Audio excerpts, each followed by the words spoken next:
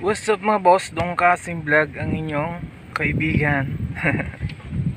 So ngayong araw na to mga boss, pakilala ko lang sa inyo yung ating build. Yan, build. So tatawagin natin to mga boss na Binduro. Yung Binduro mga boss is pinagsamang vintage na Enduro. Yun, Binduro. So kayo nang humusga mga boss kung pasok nga siya sa pagiging Binduro.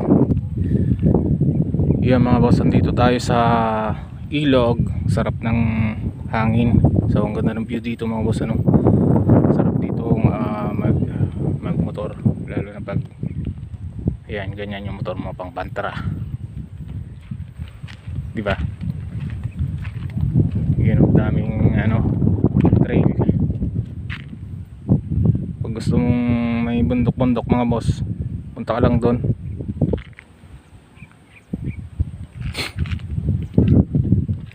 So malapit lang sa amin to mga boss, ano. Diyan sa bandar yan yung bahay namin. Ay. Okay mga boss, so hindi pa naman siya masyadong natatapos. So pinagawa lang din sa atin to mga boss.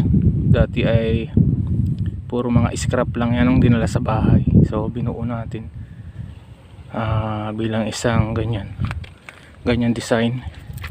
So ang makina niya nga pala mga boss is Motorstar 125, saka yung chassis Motorstar 125 lang din. Pero ang ginamit nating tangke is pang Euroda ang hari. So ito yung available natin.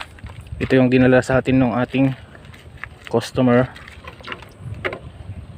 kaya yun yung nilagay natin. Tapos naglagay din tayo ng upuan to mga boss ng scrambler ko dati. Yan. Yung ginamit nga pala nating swing arm mga boss ay pang export. Tapos mayroon siyang monoshock na luma lang din. So puro luma lang to mga boss. So ang gusto ng may-ari mga boss ay rim 14 para mas mababa siya, matukuran lang niya. So, hindi siya mahirapan. Yun nga pala mga boss, nag-extend tayo dito sa kanyang chassis ng tubo para paghahawakan mo, pagbubuhatin mo yung likuran is eto, may hahawakan ka.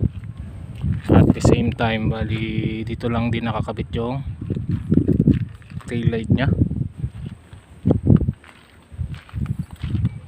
So, ito naman yung kanyang harap mga boss. Simple lang yung nilagay nating ilaw. Yun lang yung available nating ilaw. Tapos ito naman fender ng XRM 125. So stock lang yung shock nya, stock ng pang Motorstar 125.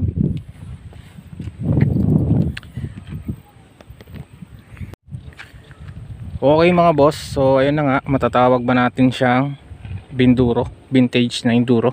So kayo na yung humusga mga boss.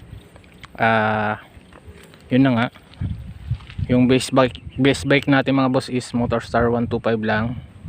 And then yung mga pinaglalagay natin dyan is yun, hindi naman natin binili, kinuha lang natin sa yung mga scrap nating pinagbibili. And then mayroon siyang mga dalang gamit. So yun, okay din yung itsura niya mga boss. So dito na nagtatapos mga boss yung ating video. Maraming salamat sa inyo, subaybay sa ating channel. So yun na mga boss, mag-subscribe na kayo, then hit nyo na rin po yung ating notification bell para lagi po kayong updated sa mga video natin. Thank you.